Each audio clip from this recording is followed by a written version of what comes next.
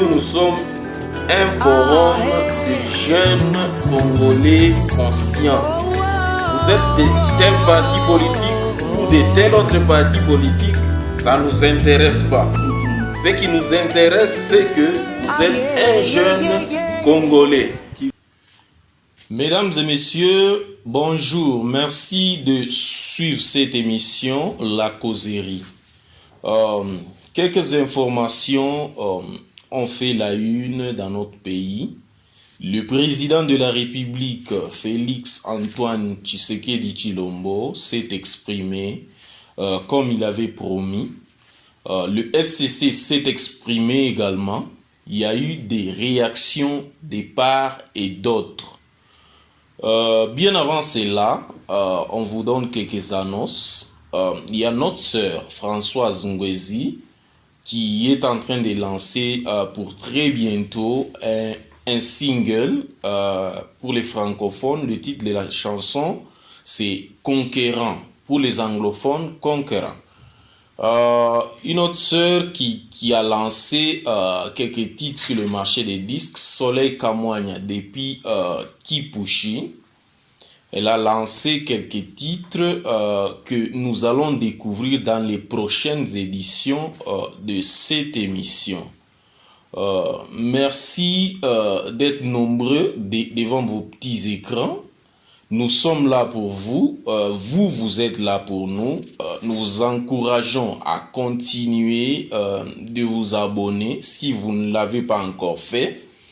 Vous tapez Béni TV sur YouTube et vous cliquez la cloche de notification. Je pense que j'ai déjà expliqué comment est-ce que on doit s'abonner à notre chaîne. Donc, ça ne sert à rien de commencer à le répéter chaque jour que nous présentons devant vous. Vous êtes chrétien, je suis chrétien. Vous dites que la politique n'est pas pour les chrétiens. Mais moi, je pense que ça, c'est votre opinion. Parce qu'une opinion, on ne peut pas la discuter. Mais moi, je pense que ce qui n'est pas bien avec la politique, quand vous êtes chrétien, c'est le fanatisme. Nous avons un problème dans notre pays. Nous sommes devenus des fanatiques, des politiciens, juste peut-être parce qu'on est de la même tribu, ou soit c'est pour protéger les intérêts personnels. Mais je vous conseille que il faut arrêter le fanatisme quand vous êtes chrétien. Il faut vous attacher à la vérité. Quand quelqu'un ne fait pas bien, dites-lui, dites la vérité comme elle se présente.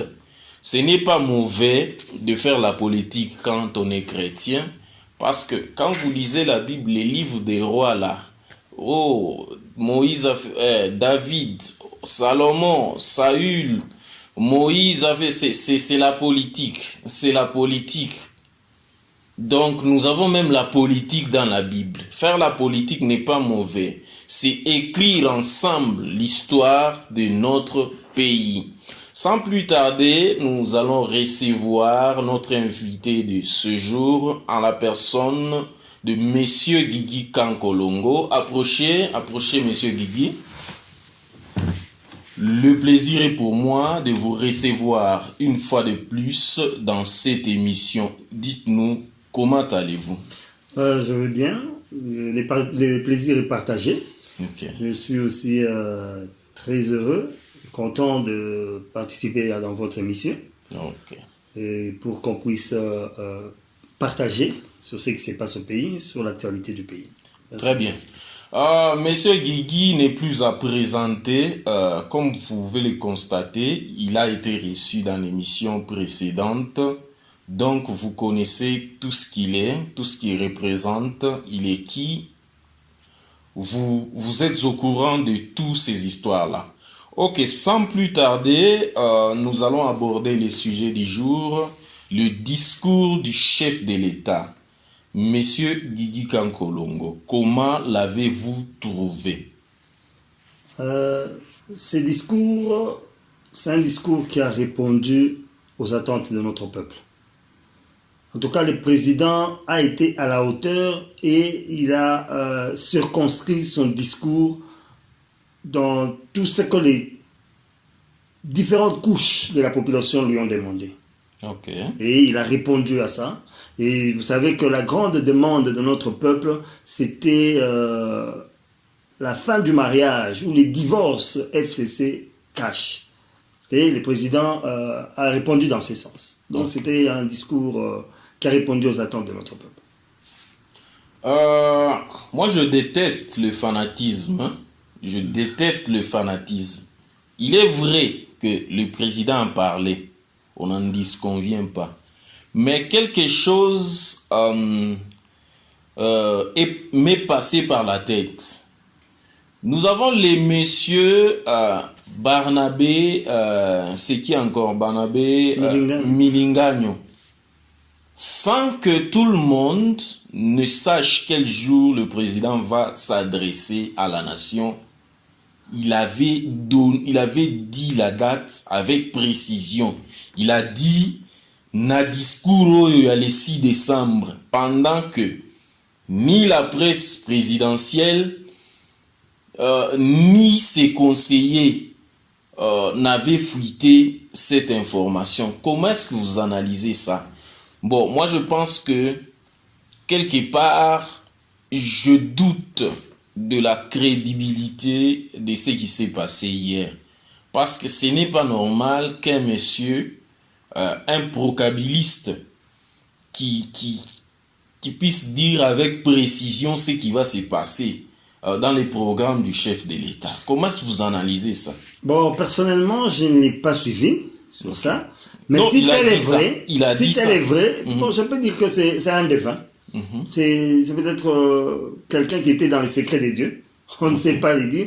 Bon, s'il a donné la précision de la date où le président va s'exprimer, peut-être qu'il a bien deviné. Non, moi je pense que vous devez aller bien suivre son intervention. Il a bien dit, na discours le 6 décembre, si le président ne respecte pas la Constitution, il va se faire arrêter. C'est ce qu'il avait dit.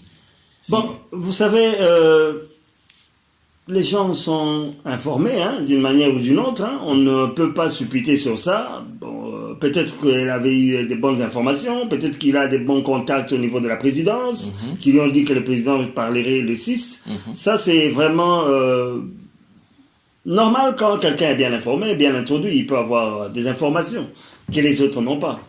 Est-ce que vous ne craignez pas, parce que si quelqu'un dit quelque chose avec une précision telle que ça s'est passé là, parce qu'après cette précision, il avait promis que si le président ne respecte pas la Constitution, il va se faire arrêter.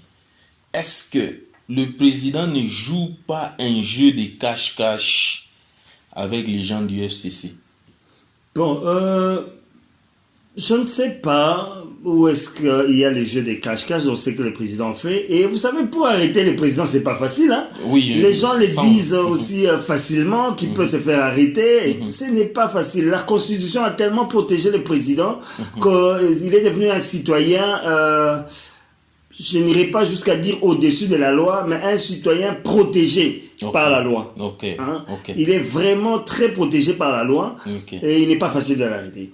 Et aussi, pour qu'il tombe dans une infraction qui amènerait la justice à l'interpeller jusqu'à l'arrêter, très bien. Je crois que le président fait très attention à ces choses-là.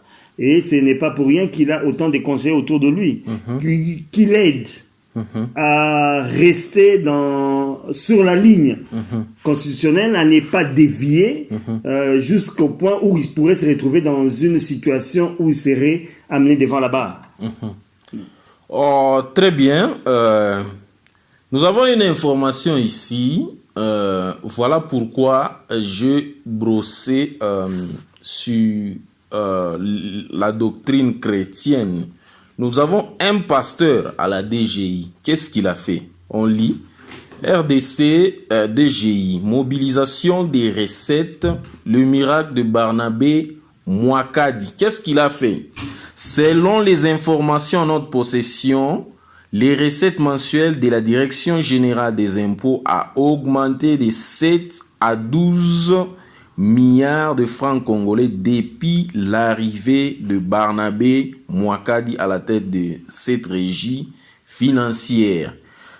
Les recettes de la TVA sont parties de 75 milliards à 125 milliards, soit une augmentation de 66% dans 3 mois.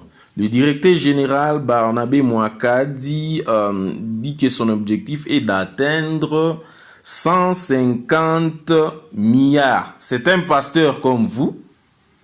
C'est un serviteur de Dieu. Regardez ce que nous, serviteurs de Dieu, on peut faire pour la nation. Avec quoi peut-on contribuer au développement de notre pays?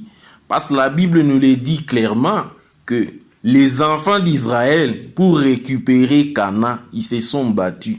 Ils devaient aller faire la guerre. Attendez un peu.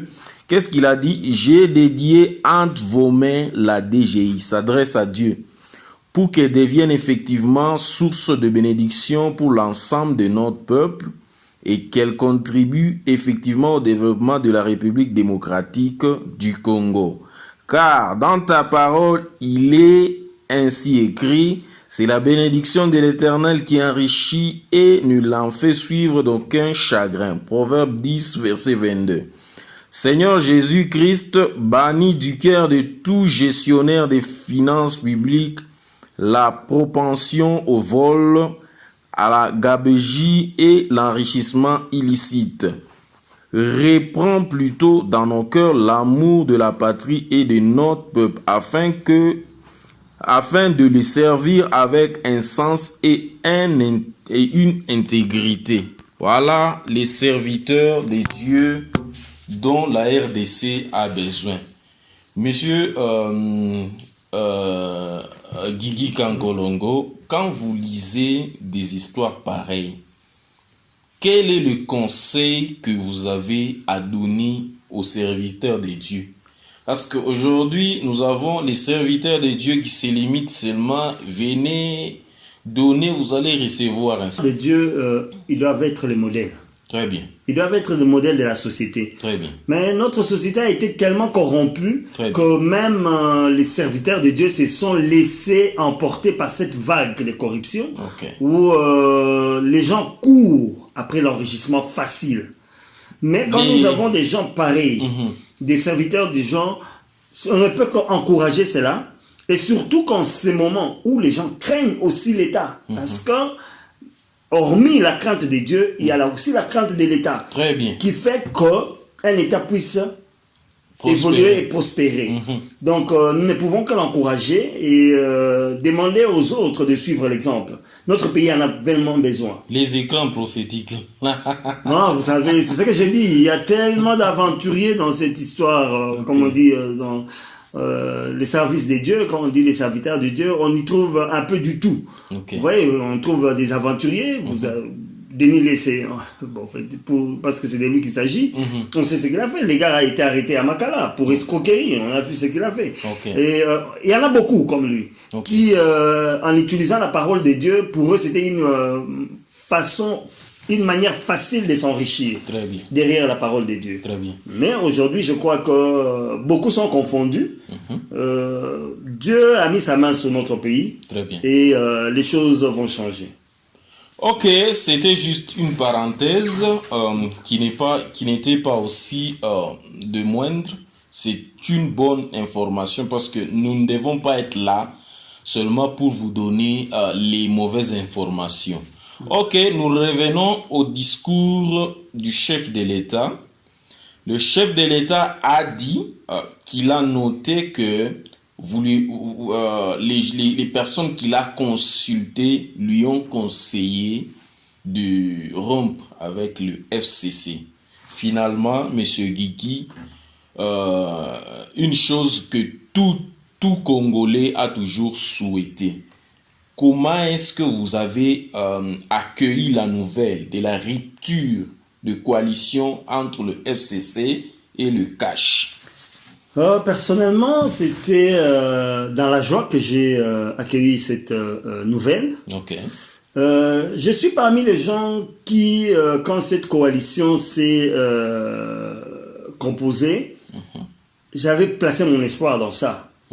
Pour moi, je m'étais dit que bon, c'est une occasion pour notre pays d'aller de l'avant. Bien sûr, on avait ceux-là qui ont géré dans les temps, bon, qui ont même mal géré, on les a accusés de tout, et l'UDPS qui venait d'arriver, donc dans les caches avec l'UNC qui venait d'arriver au pouvoir, en se mettant ensemble, parce qu'il faut pas, on ne doit pas l'ignorer que les FCC, du moins dans son ancienne configuration, a l'expérience de la gestion du pays. Ils ont géré pendant 18 ans, avec l'UDPS qui a amené une bonne gestion, une gestion orthodoxe du bien public. S'ils se mettaient ensemble de bonne foi, en tout cas, je croyais que ça allait réussir. Mais malheureusement, ça n'a pas été le cas. Le FCC est resté dans ses tares. Okay. Le FCC a cru entraîner l'UDPS dans ses agissements. Bon, c'était sans compter avec la fermeté du président de la République, qui, lui, a pour vision et ligne de conduite le peuple d'abord. Okay. Servir le peuple. Ok. On revient, nous avons vu des réactions de part et d'autre. Bien avant cela, je pense que la décision de la rupture était la plus attendue. Ok, une question me vient. Comment est-ce que vous comptez maintenant, si vous avez requalifié la majorité au Parlement, comment comptez-vous obtenir la démission du Premier ministre? Je sais qu'aujourd'hui c'est un débat. Les gens disent que le président ne peut pas nommer un informateur avant que le Premier ministre ne démissionne ou non. C'est un faux débat. Okay. Le président, il va demander. Il peut demander la démission du Premier ministre. Si celui-ci refuse, le président peut continuer avec l'informateur qui prend l'information. S'il amène une information lui donnant une majorité au Parlement, il peut nommer un Premier ministre.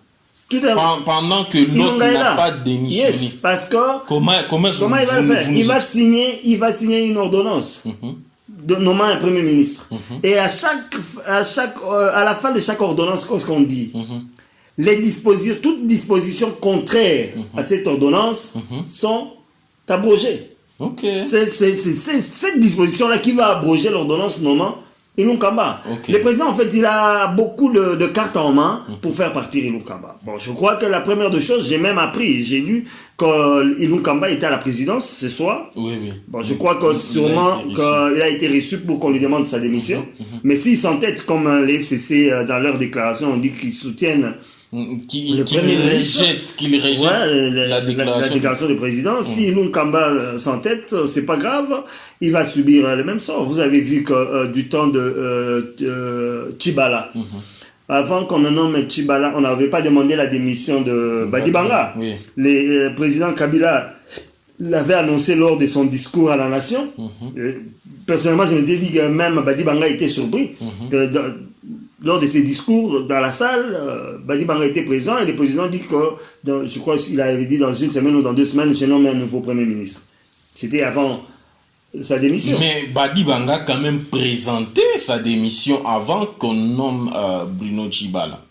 Il avait quand même présenté sa démission. Oui, mais bon, la non-démission du Premier ministre ne va pas bloquer le président de la République. Mais c'est que les internautes aimeraient savoir, c'est votre formule. Comment est-ce que vous faites pour obtenir sa démission? Il y a d'autres qui disent que la Cour constitutionnelle va attaquer l'ordonnance nommant M. Ilunga Kamba. Mais ça, ce n'est pas l'instrumentalisation de la justice. Non, je ne pense pas. Tout ça, ce sont des spéculations, des réflexions que les gens lancent, les juristes surtout. Et vous savez, nous avons tellement de juristes aujourd'hui qui sont conduits par leur affinité vis-à-vis d'un camp ou l'autre. Très bien. Mais pour moi, quand j'ai lu la Constitution et je regarde notre situation politique, je me dis que les présidents, bien sûr qu'ils peuvent demander la démission du Premier ministre, en espérant que le Premier ministre sera un homme d'État et qu'il va donner sa démission. Mais si celui-ci s'entête, cela ne bloque pas le président de la République. Ça, c'est moi qui réfléchis. Je ne sais pas la démarche que va prendre le président de la République. Moi, je pense que le président peut continuer ses consultations au niveau du Parlement pour voir s'il a une majorité. Et s'il a la majorité, il nomme un Premier ministre. Et même s'il n'a pas cette majorité, parce que lui-même l'a dit, il peut toujours nommer un Premier ministre qui ne sera pas de la majorité parlementaire. Dans ces cas-là, sûrement que quand le Premier ministre ira au Parlement, le Parlement va rejeter son programme. Le président va encore le reconduire. Et le Parlement, s'il rejette encore son programme, on est là où nous rentrons dans les cas où il y a conflit entre le Parlement et le gouvernement. Le président va dissoudre le Parlement. Parce qu'il a dit que ça, c'est une autre arme qu'il a entre ses mains. Il peut dissoudre ce Parlement et renvoyer tous les députés aux élections. Donc, pour moi, je ne vois pas une difficulté dans la démarche du président. Une chose, sûrement suivant les rumeurs que nous avons d'autres juristes, mais comment est-ce que la Cour, sans qu'on la saisisse, peut directement statuer sur le problème du Premier ministre? Non, la Cour ne peut pas se saisir elle-même. Il faudrait qu'elle soit saisie par une institution, par quelqu'un, qu'une personne aille saisir la Cour. Ou sinon, la situation resterait toujours comme ça. Sinon, ça sera l'instrumentalisation de la justice. Yes, elle ne peut pas se saisir d'office dans le cas de la Cour constitutionnelle. Du moins, le président peut, lui, retirer son ordonnance nommant Elon Kamba, tout comme le président peut aller auprès de la Cour constitutionnelle, demander à ce que la Cour puisse analyser son ordonnance. Si l'ordonnance répond au prescrit constitutionnel, et en ce cas-là, si la Cour se prononce, le président prendra acte de ce que la Cour a dit.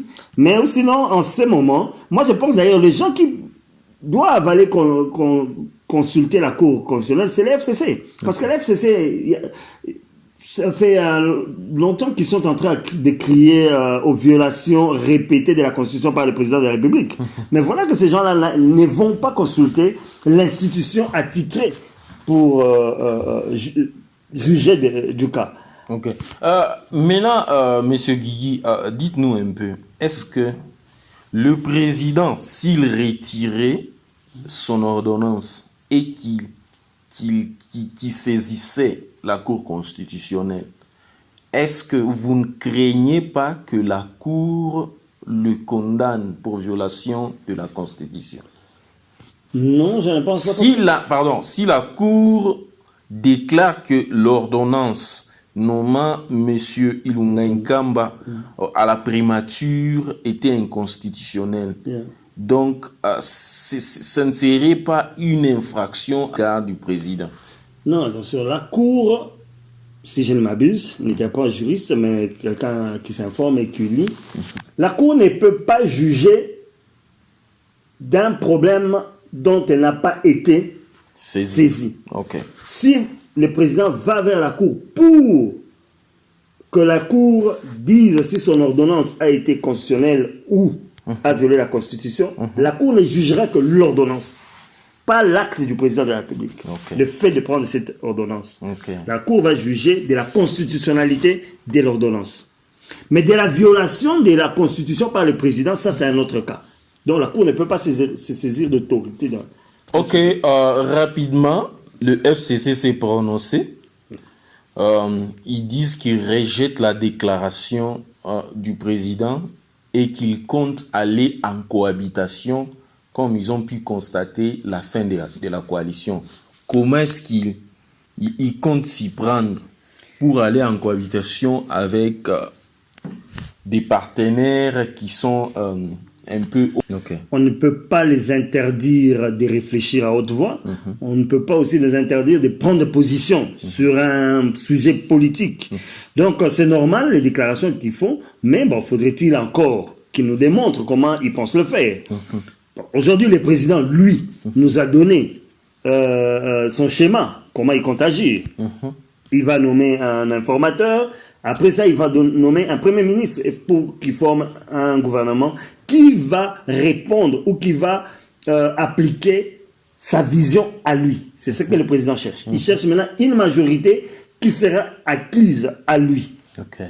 Et là, mais eux, comment est-ce qu'ils comptent aller à la cohabitation? Ils doivent aussi nous expliquer.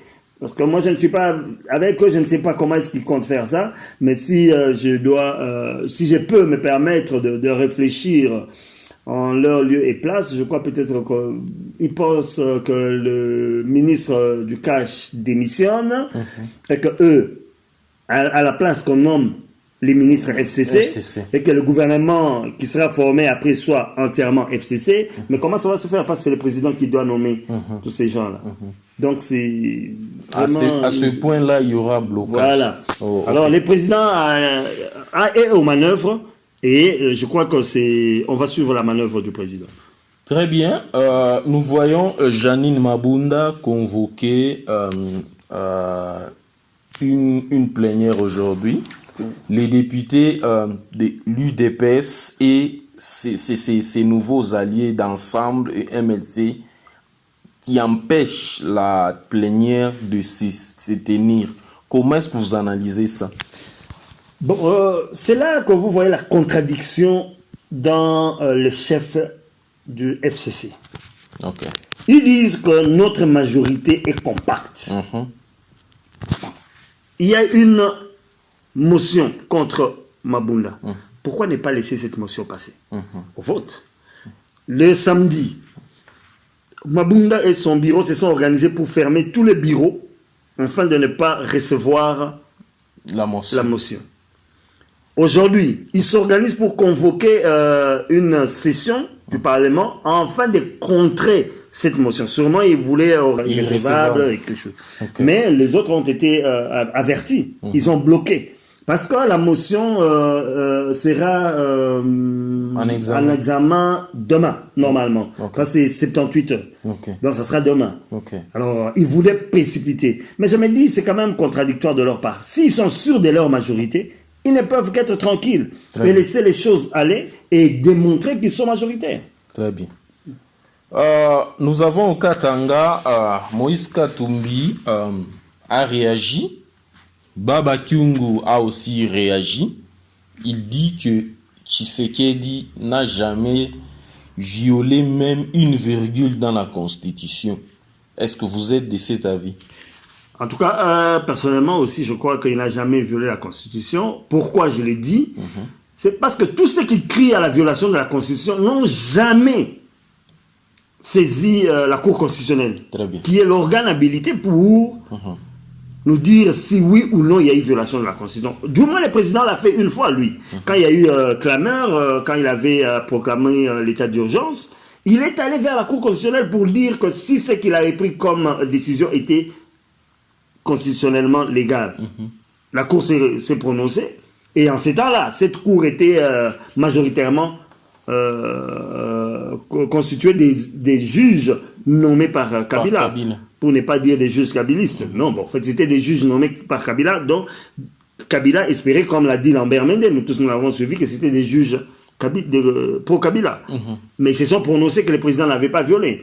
Mais c'est cette violation de la Constitution qu'on crie chaque jour, matin et soir, et par des juristes. Mabunda est juriste, Tamou Mamba est avocat.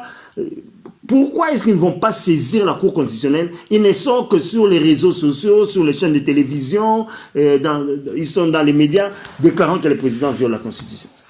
C'est juste une distraction. Très bien. Une dernière question. Vous l'avez bien dit. Le Premier ministre a été reçu par le président de la République. Comment est-ce que vous faites votre analyse? Est-ce que on ne va plus vivre un scénario du genre Benoît Luamba bis? C'est possible que nous puissions revivre un tel scénario si Ilunga Kamba se comporte en homme d'État. Et c'est un professeur, n'oublions pas. S'il a au moins cet orgueil personnel de dire qu'il tient sa personnalité, qu'il ne soit pas ridicule, mais s'il se laisse conduire par l'ennemi, les Yémei, qui lui dit de ne pas démissionner, ça sera vraiment dommage pour lui, pour sa personnalité, parce que n'oubliez pas que demain, il va se retrouver en face de ses étudiants. Hein? Qu'est-ce qu'il va dire à ses étudiants? Hein? Rien. Oui, donc je pense que s'il se comporte en homme d'État, il va démissionner, mais s'il refuse, le président des manettes pour passer outre la démission d'Ilunga Kamba. Parce que j'ai suivi la déclaration de son conseiller. Ce qu'il a affirmé, c'est que le Premier ministre n'a pas rencontré le président pour démissionner. Il continue, il dit, M. Ilunga Kamba avait une vie stable avant qu'il soit Premier ministre. Comment est-ce que vous analysez ça? Ce n'est pas une contradiction par rapport à ce qu'il dit qu'il n'est pas venu démissionner, mais il avait une vie stable. C'est comme si quelqu'un annonçait déjà la fin du Premier ministre. Bon, ce qui est vrai, je sais que tous, les FCC, ils savent que c'est déjà la fin du Premier ministre. Mais aujourd'hui, comme je l'ai dit dans l'émission passée, ce sont des gesticulations justes. Mais bon, quand on dit qu'il avait une vie stable, vous savez, chez nous, quand même, avec nos politiciens, on aura tout entendu. C'est vrai, il était stable. Mais aujourd'hui, il est Premier ministre.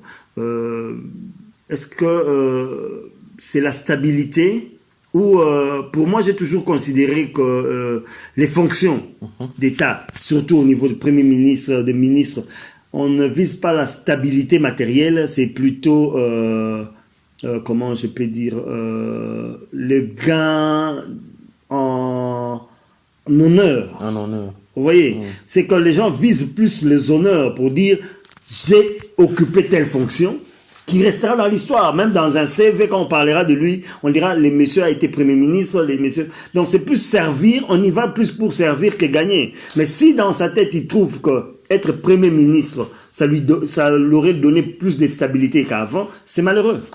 Mais comment est-ce que vous dites ça pendant qu'on voit au FCC un monsieur comme Bochab, il est voté député national.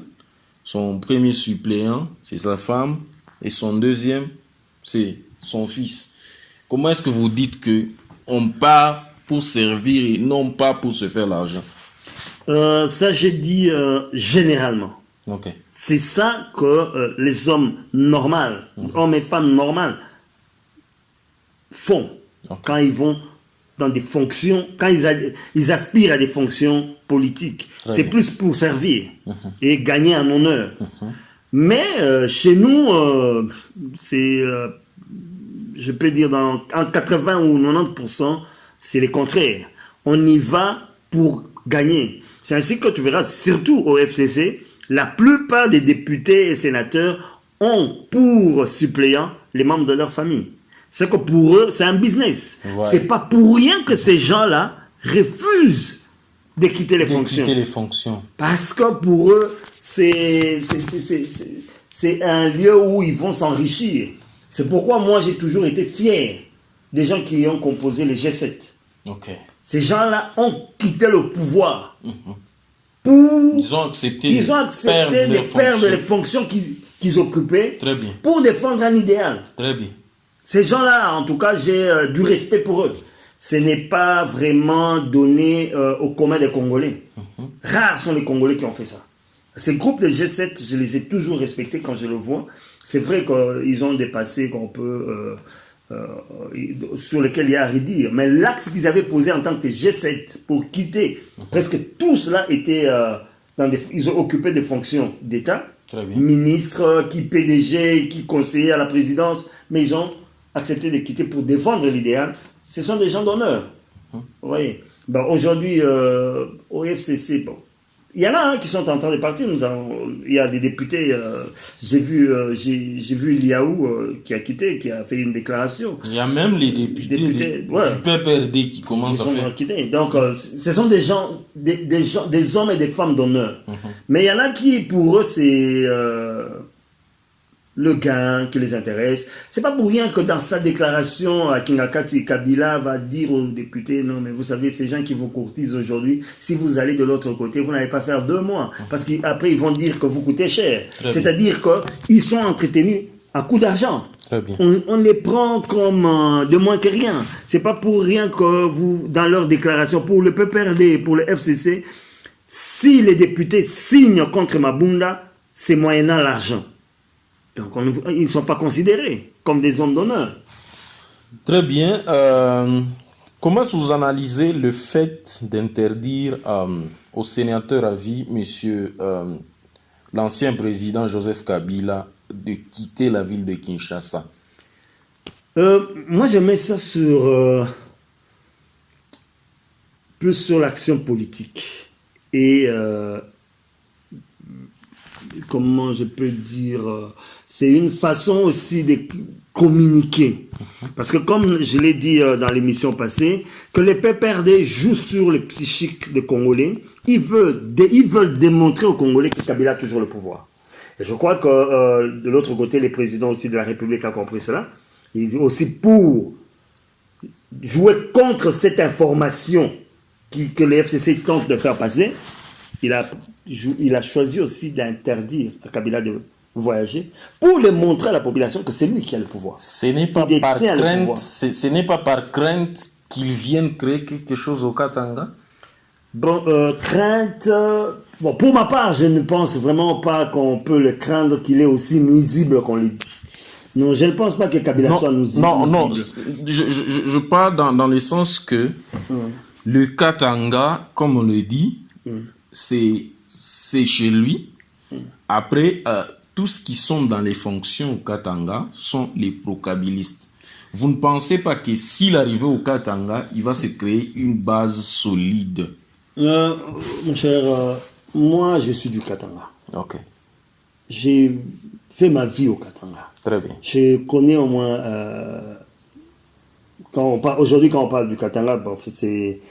Comme on dit aujourd'hui, comment on appelle le Grand Katanga. Oui. Bien sûr, c'est du Grand Katanga dont on parle. Pas le Katanga. Pas les hauts Katanga, non. Nous parlons du Grand Katanga comme ça a été dans les temps. Donc les Katangais ils n'ont pas oublié que Kabila a été à la base. Bon, pour la plupart des leaders qu'on avait au Katanga, c'est lui qui les a pratiquement anéantis. Okay. Donc aujourd'hui, c'est plus des gesticulations, comme je dis, juste pour faire peur. Non, mais Kabila n'est pas aussi nuisible. Voilà. Ok. Mesdames et messieurs, c'est par ici que nous allons boucler cette émission. C'était un grand plaisir de vous retrouver. Continuez à vous abonner sur votre chaîne Béni TV officielle. Merci et à la prochaine.